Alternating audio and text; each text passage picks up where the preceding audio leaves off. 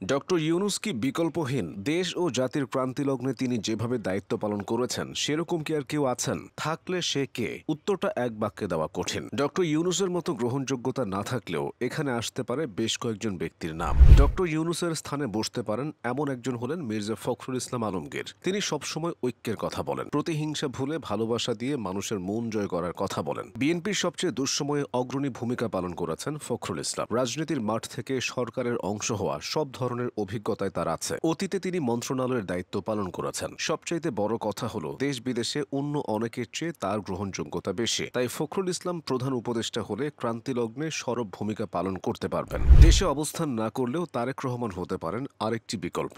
গণ অভ্যুত্থানের পর নতুন বাংলাদেশে মানুষের আকাঙ্ক্ষা অর্জনের জন্য তিনি সর্বোচ্চ চেষ্টা চালিয়ে যাচ্ছেন। ডক্টর ইউনূস ক্ষমতায় এসে যেভাবে ভারতের অসম সম্পর্কের বিপরীতে দাঁড়িয়েছেন, তারেক রহমানের মনোভাবও অনেকটা সেরকম। তিনি সবসময় ভারতের সাথে বাংলাদেশের সমতার ভিত্তিতে বন্ধুত্বের কথা বলে আসছেন। এছাড়া ডক্টর ইউনূসকে নিয়ে তরুণ প্রজন্মের অনেকের মাঝে আগ্রহ আছে। তারেক রহমানকে নিয়েও তরুণদের আশা আকাঙ্ক্ষা রয়েছে। বিএনপির অন্য নেতাদের থেকে তার বয়স কম, কথাবার্তা এবং চালচলনও মার্জিত। তাই স্বাভাবিকভাবে এখন তার গ্রহণযোগ্যতা বেশি। আসিফ নজরুলের নামটাও আসবে। বর্তমানে আসিফ নজরুল উপদেষ্টা পরিষদের অন্যতম সদস্য।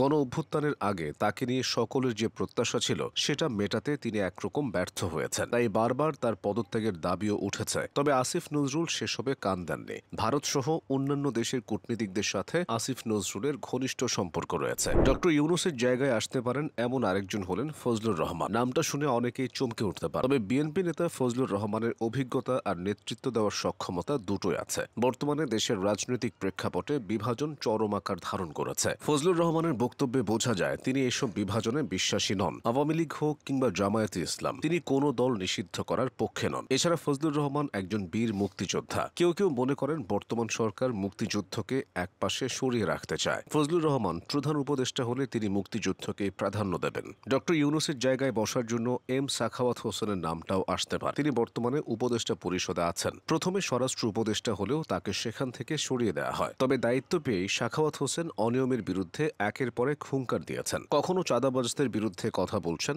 কখনো বা দেশের রাজনৈতিক দলগুলোর ভুল ধরিয়ে দিচ্ছেন। চাটুকার মিডিয়ার বিরুদ্ধেও আওয়াজ তুলতে ভোলেননি। ডক্টর ইউনূসের মতোই সাখাওয়াত হোসেন তরুণ প্রজন্মের চিন্তা চেতনা বুঝতে পারেন। আগের জেনারেশনের ভুলগুলো তিনি আঙুল দিয়ে ধরিয়ে দেন। নতুনদের নিয়ে গড়তে চান আগামী দিনের বাংলাদেশ। এছাড়া আরেকটা সুবিধা হলো তিনি সামরিক দিকে বেশ অভিজ্ঞ। তাই দেশের সর্বোচ্চ ক্ষমতা পেলে বাংলাদেশকে সামরিক দিক থেকে আরও উন্নত করতে চাইবেন। ডক্টর ইউনূসের জায়গায় বিএনপি নেতা সালাউদ্দিন আহমেদও একটা বিকল্প হতে পারেন। বিএনপির রাজনীতিতে সক্রিয় থাকলেও অন্যান্য দলগুলোর মাঝে সালাউদ্দিন আহমেদের গ্রহণযোগ্যতা আছে। তিনি সবার সাথে আলাপ আলোচনা করেন, ডক্টর ইউনূসের ডাকেও সাড়া দিয়ে এগিয়ে যান। বয়সের ভারে নুয়ে পড়েননি, আবার অভিজ্ঞতাও একেবারে কম না। সব মিলিয়ে সালাউদ্দিন আহমেদ এই দায়িত্বের জন্য বিবেচিত হতে পারেন। ডক্টর ইউনূসের মতো অন্য কেউ এত খারাপ সময়ে দায়িত্ব নিতে রাজি হবেন কিনা সে প্রশ্ন থেকে যায়। তবে এই ব্যক্তিরা সেখানে বিবেচিত হতে পারেন।